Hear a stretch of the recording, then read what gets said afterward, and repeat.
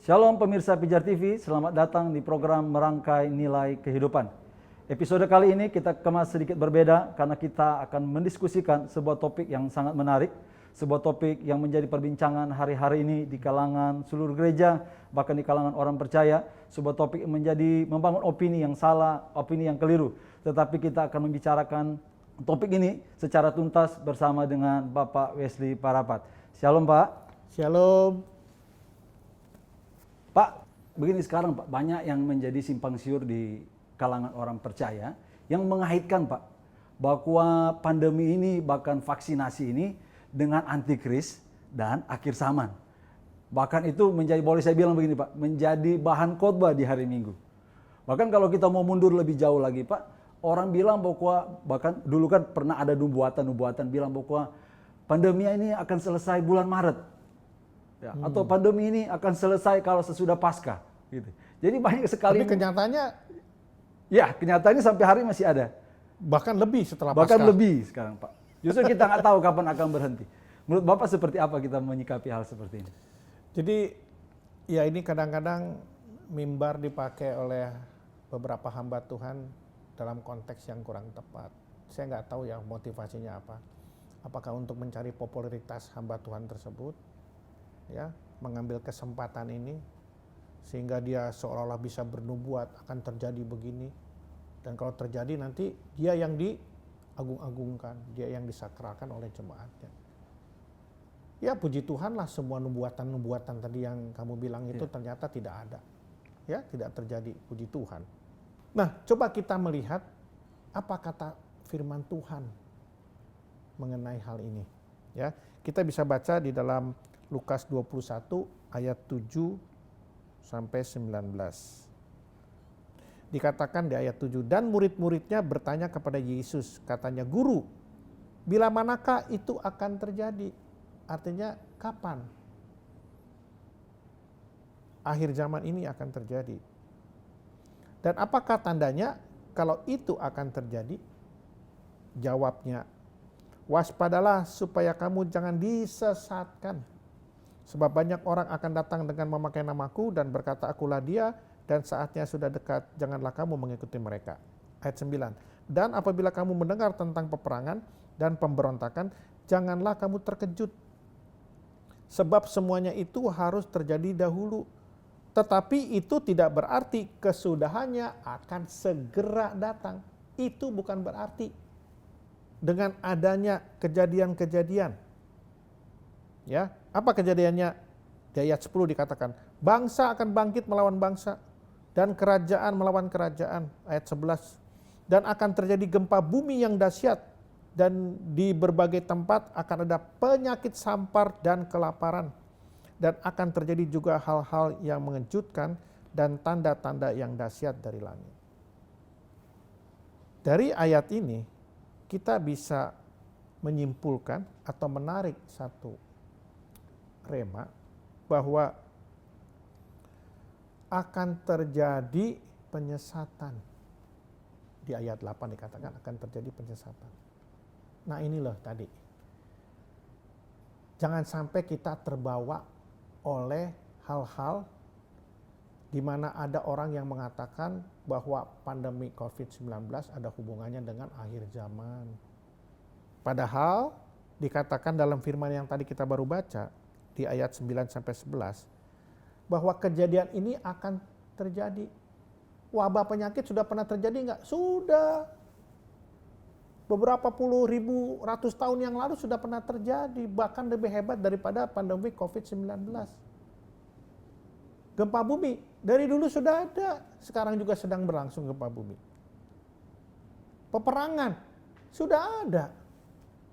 Penganiayaan umat Kristen sudah ada, zamannya Nero lebih sadis penganiayaan kepada orang-orang Kristen. Tetapi firman Tuhan mengatakan sebab semua itu harus terjadi dahulu, tetapi itu tidak berarti kesudahannya akan segera datang. Hati-hati kita menyikapi firman ini, jangan sampai salah tafsir. Ya, jadi saya nggak tahu motivasinya apa. Tiap ada kejadian satu, oh ini mau akhir zaman, oh ini antikristus. Padahal firman Tuhan jelas mengatakan tidak ada hubungannya. Dan semua akan terjadi. Dan sudah terjadi nggak? Sudah. Tuhan Yesus sudah berkata 2000 tahun yang lalu. Dan sudah terjadi juga 2000 tahun yang lalu kejadian-kejadian itu. Demikian juga masalah sakit penyakit yang menular. Sudah pernah terjadi.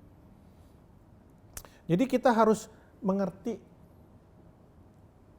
secara bijaksana dalam memahami firman Tuhan dan juga merespon masalah yang sedang kita hadapi secara benar sesuai firman gitu.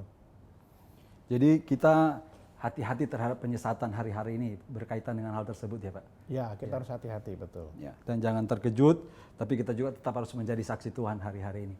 Tapi begini Pak, ada juga yang sekarang lagi gemer-gemer nih Pak, ya, mengkhotbahkan bahwa COVID-19 ini atau corona ini dikaitkan dengan pemerintahan antikristus atau antikristus Pak. Ya, bahkan seperti Pak bilang tadi, ada yang cocok logi nih Pak ya.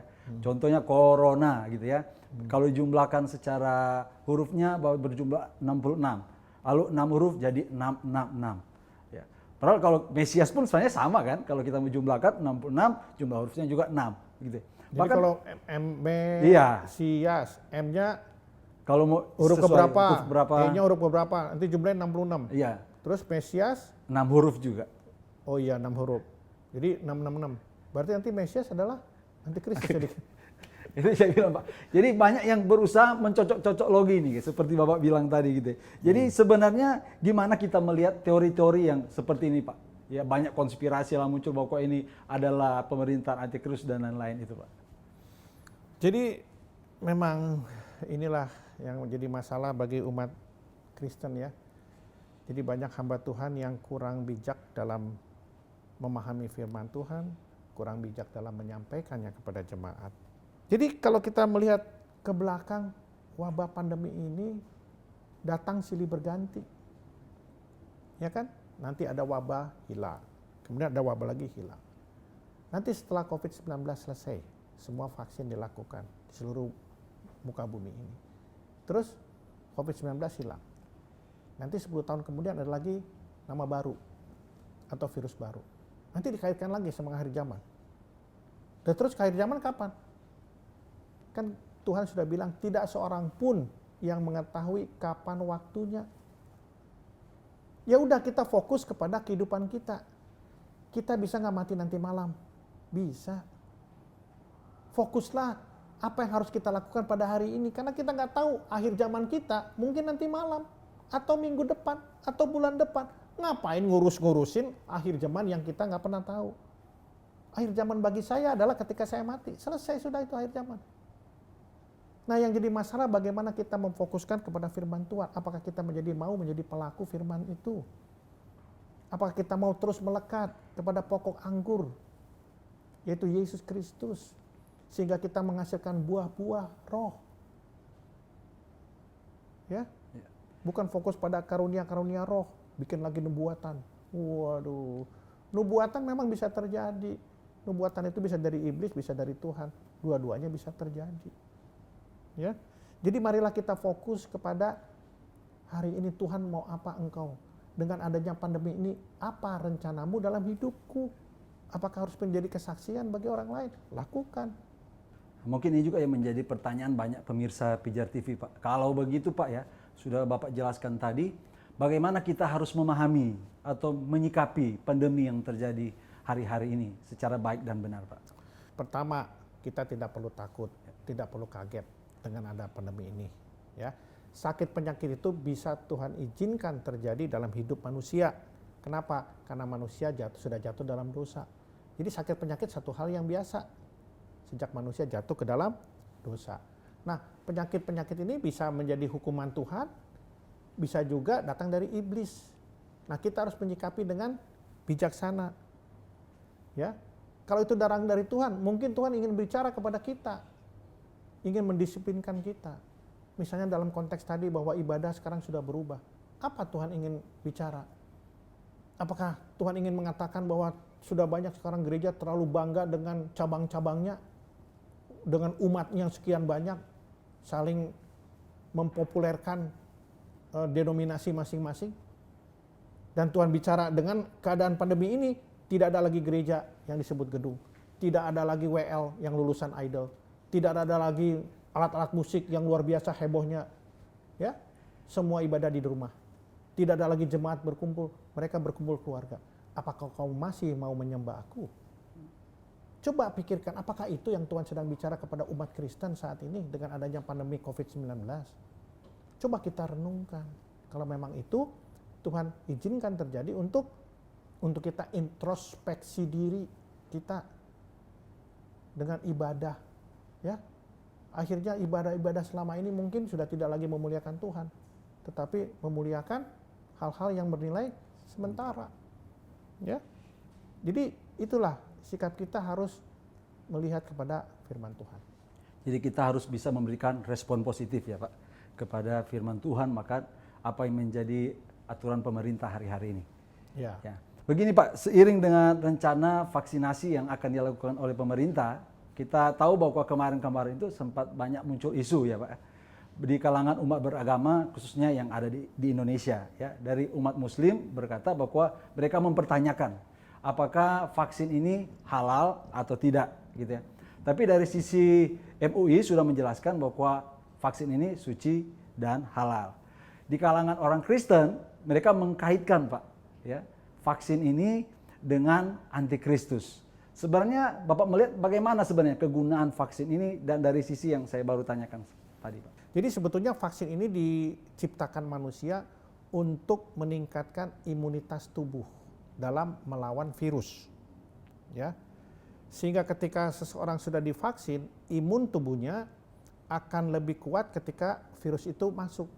Dan dia tidak akan menularkan kepada orang lain. Ya. Jadi tujuan vaksin itu pertama untuk meningkatkan imun tubuh dan juga untuk menghentikan penularan virus kepada sesama manusia. Ya. Misalnya begini, kita kan nggak pernah tahu kalau kita OTG, orang tanpa gejala. Nah, ketika kita divaksin, berarti kita sudah tidak lagi bisa untuk menularkan virus tersebut kepada orang lain. Tetapi ketika kita tidak divaksin, kita OTG, kita sebagai carrier dari virus, bisa menyebarkan virus ini kepada orang lain. Nah, kita juga tahu dalam ilmu medis, vaksin itu sudah banyak digunakan untuk beberapa virus yang pernah ada. Misalnya ada virus polio, cacar, atau TBC. Manusia sudah menciptakan vaksin untuk virus-virus tersebut dan sampai hari ini penyakit itu sudah tidak ada lagi. Ya. Jadi vaksin itu gunanya untuk meningkatkan imun tubuh. Tapi ingat, vaksin bukan sebagai obat untuk menghancurkan virus, tidak. Jadi vaksin itu hanya untuk tubuh bisa menghasilkan imunitas dalam menghadapi serangan si virus. Jadi kalau kita lihat secara medis, pembuatan vaksin pun berbeda-beda. Ya. Ada vaksin yang merupakan virus yang dilemahkan, dimasukkan ke dalam tubuh kita. Jadi virus ini nggak mati, tapi dilemahkan. Kekuatannya hanya mungkin 10%. Kemudian ada virus mati yang dimasukkan ke dalam tubuh. Jadi virusnya sudah mati, dimasukin ke dalam tubuh. Ada juga yang DNA virus yang dimasukkan ke dalam tubuh sebagai vaksin itu. Ada beberapa cara. Inilah yang menyebabkan kenapa ada vaksin yang berbeda-beda harganya. Nah, tetapi ketiga cara pun atau cara apapun, itu pada prinsipnya ketika virus maupun dalam keadaan lemah, mati atau DNA-nya pun dimasukkan, itu akan menstimulus peningkatan imunitas dari tubuh. Jadi prinsip dari vaksinasi adalah untuk meningkatkan imun, bukan untuk mengobati. Menstimulus tubuh kita menciptakan imunitas sesuai dengan virus yang akan datang. Misalnya besok COVID-19 datang, ya kayak tadi kan cacar, disiapkan imunitas untuk virus cacar, untuk virus polio, dan seterusnya. Jadi prinsipnya itu, vaksinasi itu meningkatkan imunitas tubuh. Jadi vaksin ini benar-benar meningkatkan imunitas kita, tapi bukan sebagai obat ya Pak ya? Iya. Ya. Tapi bagaimana dengan orang yang mengaitkan Pak, bahwa di dalam virus ini atau di dalam vaksin ini ada DNA-nya antikristus, Pak? Ya, jadi saya juga bingung kenapa bisa ada vaksin, ada DNA antikristus.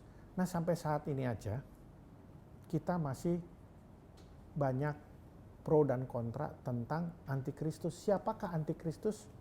Ada yang bilang nanti ada seorang pemimpin dunia, ada seorang pemimpin agama. Bahkan antikristus itu adalah sebuah sistem pemerintahan, bukan orang tapi sistem pemerintahan. Kan sekarang antikristusnya siapa? Masih banyak orang yang pro dan kontra, masih nggak tahu ya sebetulnya yang dimaksud dengan antikristus dalam kitab Wahyu itu siapa. Orang sampai hari ini masih belum bisa mengetahui dengan pasti, masih banyak pro dan kontra. Nah, gimana DNA-nya bisa dimasukkan ke dalam vaksin COVID-19? Hubungannya apa? Nah, antikristusnya aja nggak ada. Terus DNA antikristus DNA mana? Kalau itu orang, kalau antikristus ternyata sebuah sistem pemerintahan, DNA-nya apa? Kok dimasukin ke dalam cairan vaksin? Kan nggak masuk akal. Marilah kita melihat segala sesuatu, menerima informasi itu dengan bijak. Kita minta hikmat Tuhan untuk memahami. Kalau ada orang mengatakan ada DNA-nya, pakai logika aja harusnya nggak masuk akal kan? Antikristusnya siapa? DNA-nya kan harus diambil dulu sama dari antikristus kan? Diambil DNA-nya, betul kan? Ya. Jadi marilah coba kita menyikapi setiap informasi dengan bijak, minta hikmat Tuhan. Saya dan teman saya kemarin Pak berdiskusi soal vaksin ini Pak ya. Kami berdiskusi, saya tanya kepada dia, apakah dia siap untuk divaksin?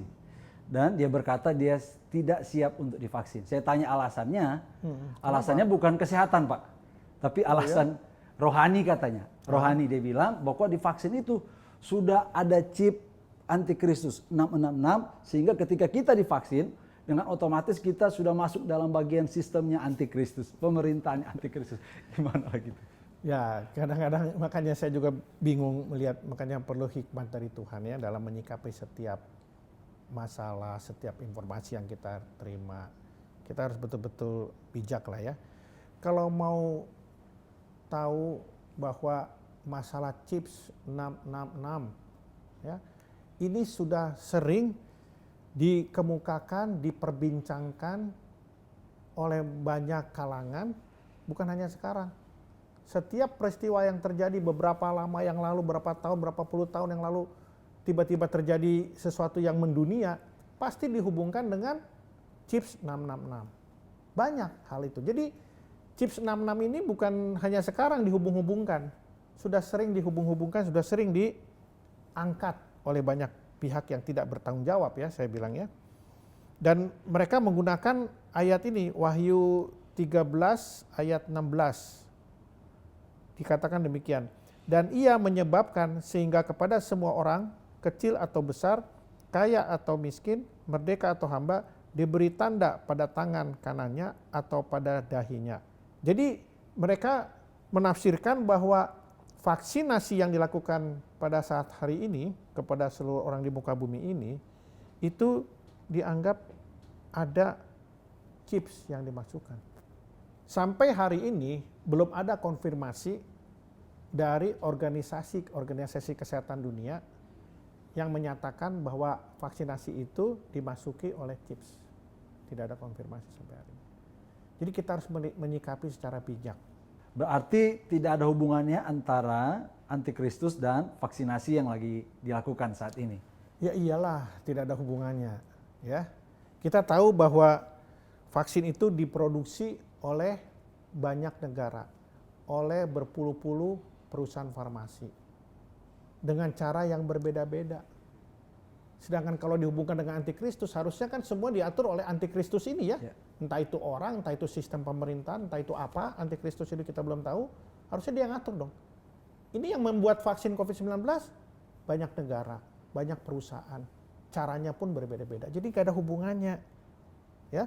Dan juga kalau itu dihubungkan dengan antikristus atau pemerintahan antikristus, vaksin ini menurut WHO cukup disuntikan kepada 70% dari populasi.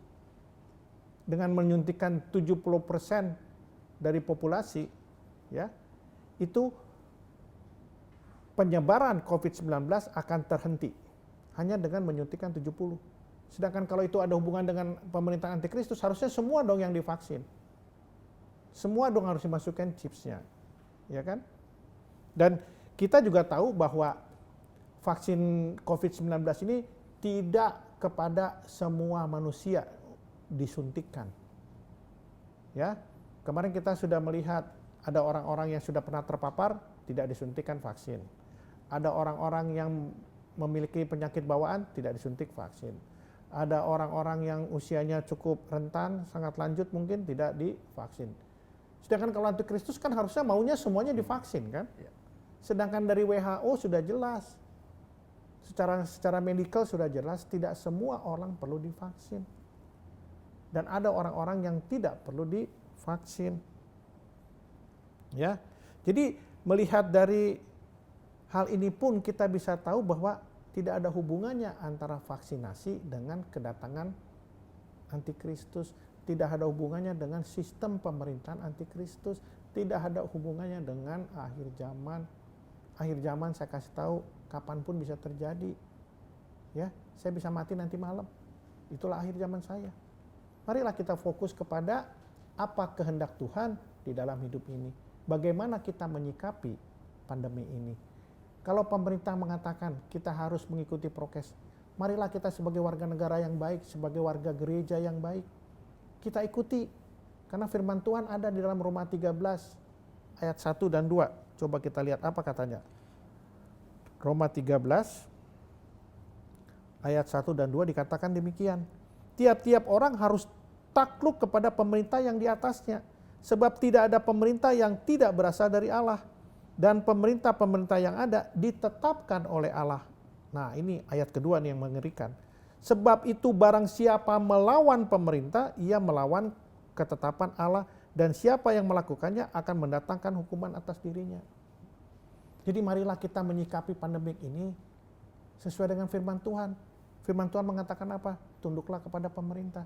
Pemerintah sedang menggalangkan satu new normal, yaitu 4M. Lakukanlah protokol kesehatan dengan taat. Kemudian pemerintah sedang melakukan program vaksinasi. Marilah kita sediakan diri kita untuk divaksin supaya tidak menyebarkan penyakit kepada orang lain. Inilah yang harus kita taati. Cukup dengan gitu dan terus bergantung kepada Tuhan. Terus memiliki intimacy with God.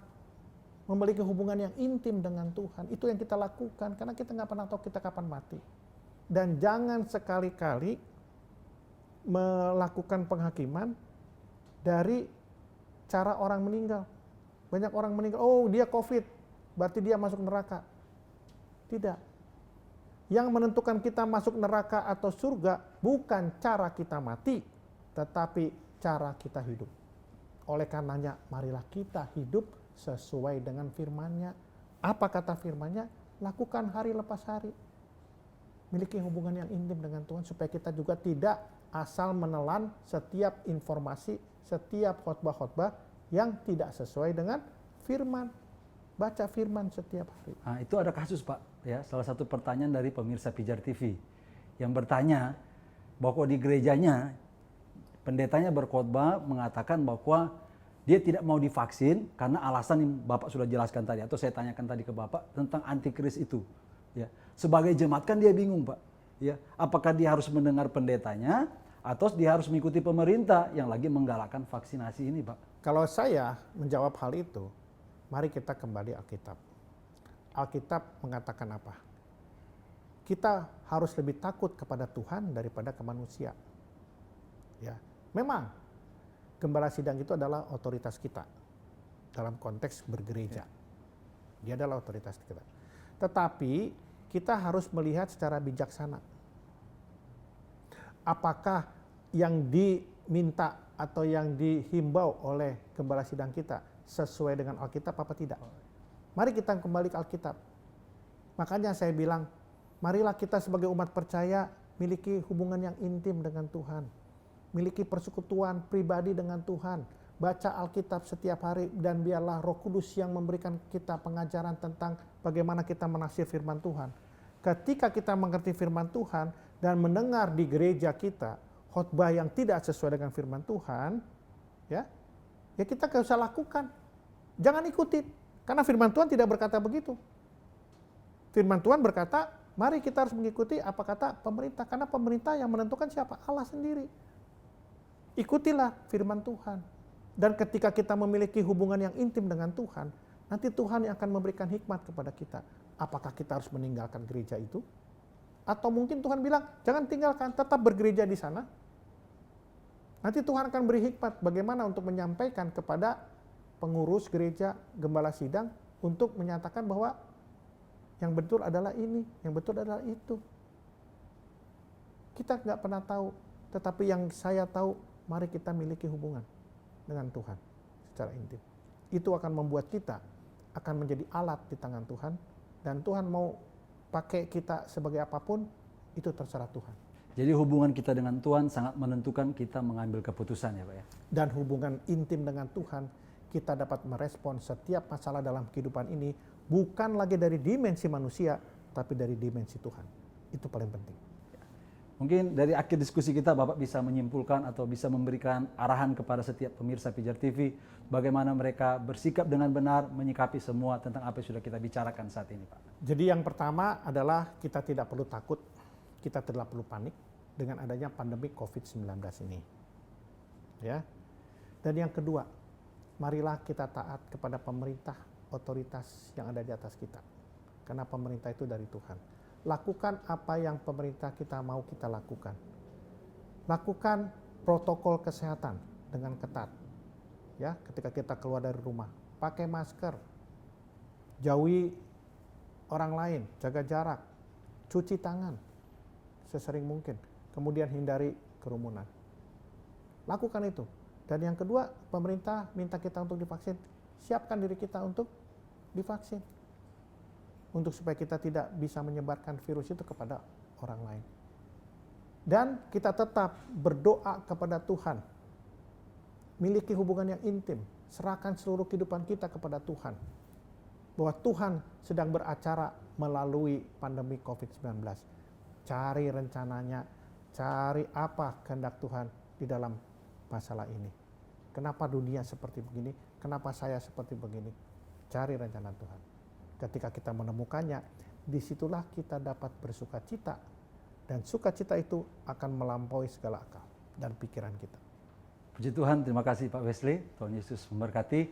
Demikianlah program Merangkai Nilai Kehidupan episode kali ini. Kita sudah membicarakan bagaimana sikap yang benar kita sebagai orang Kristen dalam menghadapi pandemi dan bagaimana kita mendukung program pemerintah dalam vaksinasi.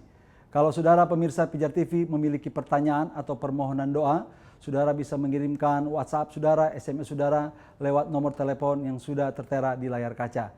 Kami tim Respon Pijar TV siap selalu untuk menjawab dan membantu saudara di dalam doa. Terima kasih, Tuhan Yesus memberkati. Salam terang bagi Indonesia.